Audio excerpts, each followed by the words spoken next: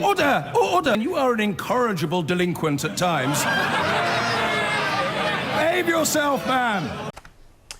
The Cummings testimony was compelling, to many convincing, but how much does what we now know inform how we see past errors?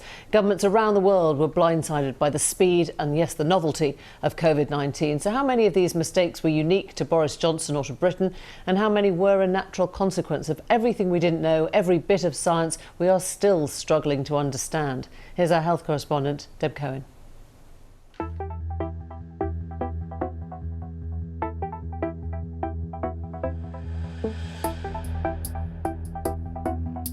We've long heard we're following the science. It was at the heart of our pandemic response. And usually, the cornerstone of science is robust, objective evaluation to determine how well interventions we put in place have worked. Today, a different type of analysis in Dominic Cummings' appearance, which will be chewed over for weeks. Let's look at some of what he had to say.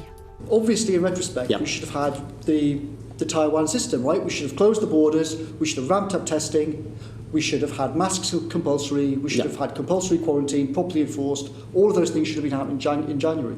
By the time anyone was thinking of doing anything, Britain was, Heathrow and the degree of international travel we have just ensures that Britain was going to be in a very different situation. So you were cautioning against international comparisons. You just can't confidently make those. Make those comparisons. But this wasn't the only area where Mr Cummings felt the UK fell short. We could definitely, without any shadow of a doubt, we should have been able to have tests on the order of 1 million or 2 million or 5 million a day available by the first week of September. But this is still a contentious issue and the evidence is not necessarily settled. Questions still remain about its effectiveness and any harms such as the impact of wrong results. And experts say the volume of testing in and of itself isn't enough. Any testing programme, you've got to work out what you do with the test and how you get to the test, how you get the test to the people who are most vulnerable to being infected and passing it on. So although it sounds absolutely great, what they found is that people who were doing vulnerable, poorly paid jobs were less willing to have tests. And of course, those are the people who are most exposed and who we most need to help to self-isolate. You need to put the support in place to offer the test effectively. It's that way round. So what about vaccines? We didn't have one for a coronavirus at the start of the pandemic, and no one thought we'd have one by the end of 2020. Those that are available have been trialled, tested and approved at unprecedented speed. But could it have been done any quicker? Say if we'd infected thousands of people with the virus at the beginning, a so-called human challenge trial. If we'd done that then, we could have hugely cut the time, I think, for doing this. We could definitely have got vaccines in people's arms by September. Technically, that's possible, but you have to look at the confidence in vaccines. And we've got astonishing take-up of vaccines across pretty much all of population groups. And so the fact that we had gone through a proper process and people were willing to go and have those vaccines early on, that's really important, because in the end a vaccine is only any good if you can get it into people and they want to take it and they trust the systems that are offering it to them.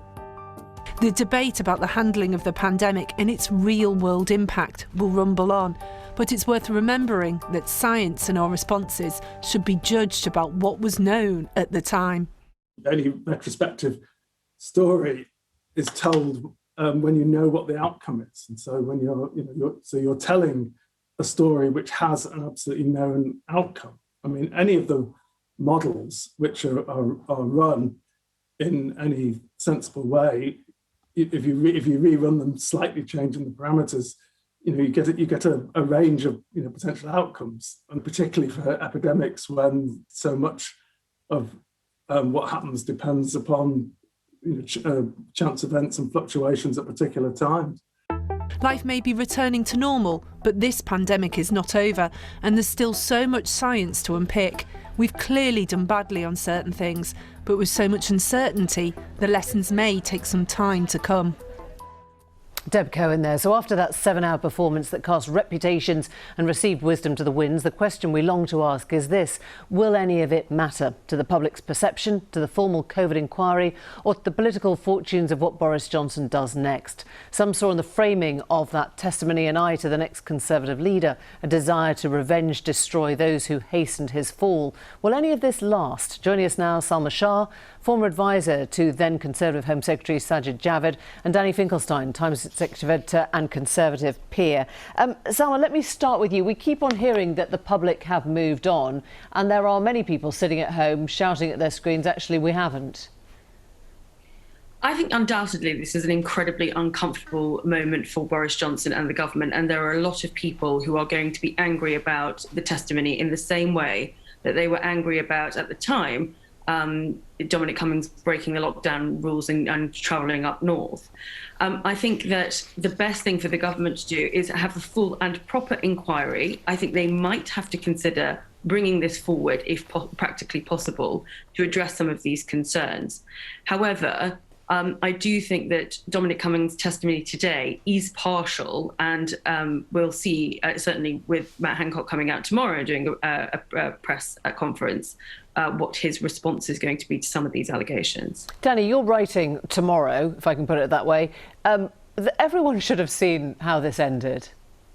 Well, I certainly think that Boris Johnson and Dominic Cummings should have appreciated when they got together that their relationship would end like this. Dominic Cummings has done what he's done to Boris Johnson to everybody that he's worked with, and if you were Dominic Cummings and you were thinking, who shall I get in who'd be brilliant at processes and say no to people and set straight all the technicalities of Whitehall, which was Dominic Cummings' big priority, you wouldn't think Boris Johnson was your man, because it's hardly his strong suit. So it was a bit, it was sort of in a kind of tart way, almost funny that Dominic Cummings should be surprised at the Prime Minister he helped to elect, because that was the person he chose to support. And it would be funny in the same way if Boris Johnson felt extremely hurt that Dominic Cummings has behaved to him as, for example, he behaved to Greg Clark, the person who was asking the questions, or to Ian Duncan Smith, or to MPs in the Vote Leave camp. Salma, there was that bizarre moment, wasn't there, where he said, you know, the public shouldn't have been given the choice between Boris Johnson and Jeremy Corbyn. And of course, he was campaigning to get one of them elected. I mean, does that just rebound on his own judgment, that kind of phrase? I think not only does that rebound on his own judgment, but it sort of suggests that actually he's completely separating himself from the part that he actually played, not only in the 2019 general election, and obviously before that Brexit, which led to the 2019 general election eventually, but also throughout the COVID pandemic. And it's this classic game that he plays where he distances himself, and even though he's very core at the establishment, within the establishment, makes himself appear as this kind of outsider and champion of the little person's rights. And I find that really kind of odd, considering he was the senior advisor. He was, around the table in all these instances. Danny, Quentin Letts is saying that we watch this for revenge. Do you think anyone is mortally wounded in this round? Do you think Boris Johnson is hurt? Do you think Matt Hancock has to go? Do you think Rishi Sunak is elevated? It's not a game, is my answer. I think these are very serious allegations, and also, he put forward quite a serious idea of what we did wrong. Personally, I don't buy entirely his idea that there was this idea, for example, that he apologised for his own role. Most of the time, he was apologising that people hadn't listened to him when he made points, and he hadn't early enough persuaded people that he was right when everyone else wasn't. So I didn't buy entirely his attempt. It was very suspicious that all the people he didn't like turned out to be rubbish, and all the people that he thought were great turned out to be great. I found that very suspicious. But his central analysis isn't a game. I mean, it is clear we made very serious mistakes. He gave a pretty convincing account, at least to me, of what those mistakes were, and we're going to have to make sure that we don't do them again. And of course, people will also hold the Prime Minister and others to account for those errors. Yeah, and Salma, the whole explanation surrounding Barnard Castle got even more complicated today. I mean, do you think that is the fixed impression that the public still has of Dominic Cummings, or will today have changed that, or are they only thinking about the vaccine? I think in 7 hours of testimony, I mean, even if every front page newspaper dedicates each of their front pages to this for the next few weeks, they're not going to get to this point of this bizarre explanation about why he went up north. It may have been for security reasons. We can't judge that right now. But I think people have moved on, at least for the short term, because of vaccination and because everybody wants to get on with their lives now. Having said that, there are questions that he has raised, and he did make some plausible points about the workings of Whitehall that I think a lot of advisors like myself would recognise in terms of the seriousness and kind of difficulties and conflicts that exist behind the scenes. But I think most people are looking forward to things opening up. And if there is an issue around how that happens because of continuing issues with decision making, I think that is going to be a much bigger problem. Danny, I mean, it does sound like a terrible place to work. You both obviously know the corridors of Number 10 fairly well. I mean, is it as chaotic as he made it sound, or is that just part of the job?